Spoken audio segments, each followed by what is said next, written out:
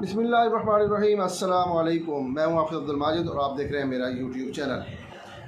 नाज़रीन, आज के इस व्लॉग में 2-3 अहम ख़बरें हैं जो आप तक शेयर करेंगे। बड़ी अहम ख़बर सबसे पहले तो ये है कि पंजाब में इलेक्शन से मुताल्लिक़ इलेक्शन कमीशन ऑफ पाकिस्तान ने अपनी रिपोर्ट बंद लिफाफे में सुप्रीम कोर्ट को जमा करवा दी है। ये तकरीबन आधे सफ़ी की एक रिपोर्ट है और जिसमें बताया गया है कि पंजाब में सिक्योरिटी एहलकारों की कमी के हवाले से पंजाब हुकूमत ने जवाब दे दिया है और उनका कहना है कि हमारे पास क्योंकि एहलकारों की कमी है तो इसलिए हम 3 लाख एहलकार नहीं दे सकते सिक्योरिटी के लिए। हम तो सिर्फ 75,000 एहलकार जो है वो दे सकते हैं, वो हमारे पास दस्तयाब हैं।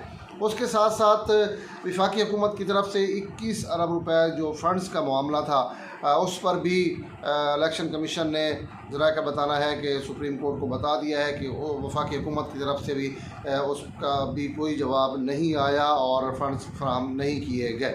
जो मुतलका तारीख़ दी गई थी इलेक्शन कमीशन को कि आपने 10 तारीख़ तक तमाम चीज़ें जो है वो आपने सुप्रीम कोर्ट को बतानी है। तो ये तो क्लियर हो गया कि पंजाब हुकूमत सिक्योरिटी एहलकार फराहम करने की पोजीशन में नहीं है और वफाकी हुकूमत जो है वो फ़ंड फराहम नहीं कर रही। उसके साथ साथ जो दीगर इदारे हैं जिसमें पाक फ़ौज है, रेंजर्स हैं और उसके अलावा वज़ारत दिफ़ा है, उन्होंने भी अपनी रिपोर्ट इलेक्शन कमीशन को देनी है। 17 अप्रैल तक रिपोर्ट देनी है। अभी टाइम पड़ा हुआ है, देखते हैं कि वो उसमें क्या रिपोर्ट में क्या कहते हैं। उनके पास सिक्योरिटी एहलकार होंगे नहीं होंगे, वो सिक्योरिटी देंगे या नहीं देंगे। बहरहाल ये 17 अप्रैल तक उनके पास वक्त है, उन्होंने इलेक्शन कमीशन को 17 अप्रैल तक बताना है। उसके साथ साथ एक जो अहम ख़बर ये है कि इलेक्शन जो है वो ये तमाम चीज़ें जो लिंक कर रही हैं, जो नज़र आ रही हैं हमें, उसके मुताबिक तो 14 मई को जो सुप्रीम कोर्ट ने इलेक्शन कराने का कहा था उसमें तो ये इलेक्शन होते हुए नज़र नहीं आ रहे, क्योंकि ना सिक्योरिटी एहलकार हैं उनके पास और ना ही फ़ंड्स फराहम किए गए हैं। अब देखना यह है कि सुप्रीम कोर्ट अगला लाहे अमल क्या इख्तियार करता है। उसके पास अब वो कौन से ऐसे कानून है जिसके तहत वो पास पुस करेगी वफाकी हुकूमत से भी, पंजाब हुकूमत से भी, और क्योंकि उन्होंने तो अपने तौर पर रिपोर्ट जो है वो फराहम कर दी है।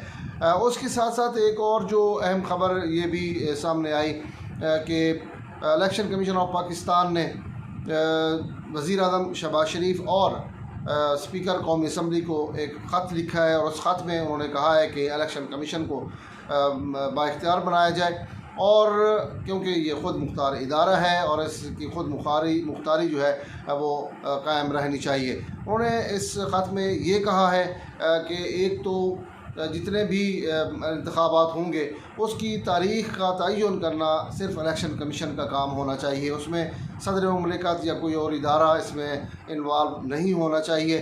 तमाम के तमाम इख्तियारात जो हैं वो उसके इलेक्शन कमीशन ऑफ पाकिस्तान के पास होना चाहिए। ये ख़त लिखा है। अब देखना ये है कि ये इस ख़त पे कितना अमल दरामद होता है। बहरहाल कौमी असम्बली में इलेक्शन कमीशन से मुताल्लिक़ भी एक करारदाद जो है वो पेश जो है वो कर दी गई थी और वो मंजूर भी हो गई। तो ये तमाम चीज़ें जो है वो अभी पाइपलाइन में है, चल रही हैं। आगे क्या होना है, सुप्रीम कोर्ट ने क्या फ़ैसला करना है, ये तो अब तमाम नज़रें जो हैं वो सुप्रीम कोर्ट पे लगी हुई हैं कि वो जो बंद लिफाफे में इलेक्शन कमीशन रिपोर्ट दी है वो खोल के किस तरह आगे वो बात करते हैं। क्योंकि आज एक और मामला भी ज़ेर बहस रहा कि काजी फैज़ ईसा और chief justice of Pakistan Ata Bandial के दरमियान भी 40 मिनट तक मुलाकात हुई है और उस मुलाकात के बाद जस्टिस काजी फैज़ ईसा जो है उन्होंने अपना एक वज़ाती बयान भी जारी किया है और उस बयान की रोशनी में उन्होंने कहा है कि मेरे साथ जो वादा किया गया था, उन्होंने कहा कि जहाँ मैं जा रहा हूँ वहाँ बिल्कुल सियासी तकरीर नहीं होंगी, लेकिन वहाँ सियासी तकरीर हुई। तो मैं एक आइनी इदारे के नुमाइंदे के तौर पे वहाँ गया था और तकरीर भी नहीं करना चाहता था। जब मैंने तकरीर सुनी सारी, उसके बाद मैंने बेहतर समझा कि अपनी वजाहत जो है वो दे दूँ, तो इसलिए वो मैंने अपनी वजाहत दी कि मेरा इन तकारीर से कोई लेना देना किसी किस्म का नहीं है। बहरहाल क्योंकि कल से जब से ये कौमी कन्वेंशन से ख़िताब किया है काजी फैज़ ईसा साहब ने, उसके बाद ट्विटर पर भी और सोशल मीडिया पर भी उनके ख़िलाफ़ बहुत ज़्यादा ट्रेंड जो है वो चलाए गए हैं और उन पर मुख्तलिफ़ तरीक़ों से जो है वो तनकीद जो है वो की गई है, जिसका उन्होंने बिल्कुल इदराक हुआ है कि उन्होंने ये क्यों किया। उन्होंने चीफ जस्टिस से भी इसी सिलसिले में मुलाकात की और अपनी तमाम तर पोजीशन जो है वो क्लियर करने की कोशिश की। उसके साथ साथ फिर सुप्रीम कोर्ट और वज़ीर-ए-आज़म हाउस के दरमियान भी एक राब्ता जो है वो आज होते रहा दिन भर। अटारनी जनरल जो है वो उन्होंने चीफ जस्टिस से मुलाकात की और उसके बाद वज़ीर-ए-आज़म हाउस में वज़ीर-ए-आज़म शहबाज शरीफ से मुलाकात की, फिर वो चीफ जस्टिस के पास आए, फिर वो वज़ीर-ए-आज़म के पास गए, उन्होंने भी एक मुलाकात की, 2-3 मुलाकातें की हैं और इसको कहते हैं शटल डिप्लोमेसी जो है वो चल रही है।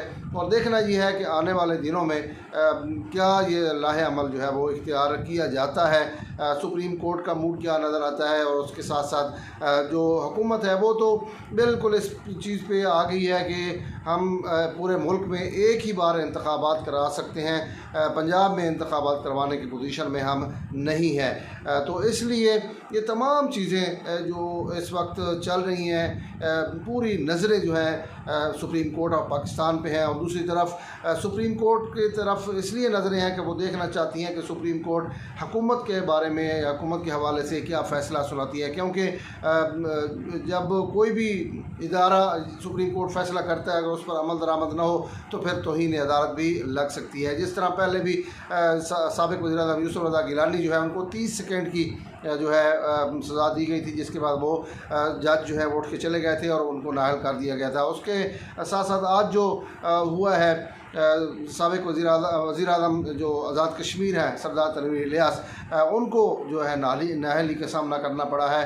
और उसके साथ साथ आप देख सकते हैं कि किस तरह वहाँ की हाई कोर्ट ने उनको नाअहल किया, फिर अब वो सुप्रीम कोर्ट में भी जा रहे हैं कि लेकिन सुप्रीम कोर्ट ने उनको 2 हफ़्ते का टाइम जवाब के लिए दिया है। तो ये सूरत हाल जो है वो हमें नज़र आ रही है कि किस तरह सुप्रीम कोर्ट और किस तरह मामलात जो है वो चल रहे हैं। लेकिन इस वक्त ज़रूरत इस अमर की है कि जिस तरह पाकिस्तान के हालात हैं, जिस तरह पाकिस्तान में गुर्बत है, बेरोज़गारी बढ़ रही है, महंगाई बहुत ज़्यादा है और तमाम इदारे जो हैं वो अपने अपने तौर पे अपने मामलात में उलझे हुए हैं, लेकिन आवाम को पूछने वाला कोई नहीं है। आवाम जो है वो मसाइल का शिकार है। तो इसलिए जितना जल्दी हो सके इन मामलात को हल करना चाहिए और आवाम के मसाइल जो हैं वो हल होने चाहिए, क्योंकि इस रमज़ान मुबारक के महीने में जिस तरह महंगाई थी और इस महंगाई ने आम आदमी की कमर तोड़ कर रख दी है, तो ज़रूरत भी इस चीज़ की है कि तमाम इदारे ज़िम्मेदारी का मुजाहरा करते हुए इन मामलात से जल्दी जान छुड़वाएँ, क्योंकि आवाम में एक नफ़रत जो है वो बढ़ती जा रही है, आवाम में बेचैनी बढ़ती जा रही है। तो इसलिए ज़रूरत भी इस अमर की है कि आवाम के जो मामलात हैं, मसाइल हैं, उनको फ़ौरी हल किया जाए। इंशाअल्लाह नई वीडियो के साथ फिर हाज़िर होऊंगा। मुझे दीजिए इजाज़त। अल्लाह निगहबान।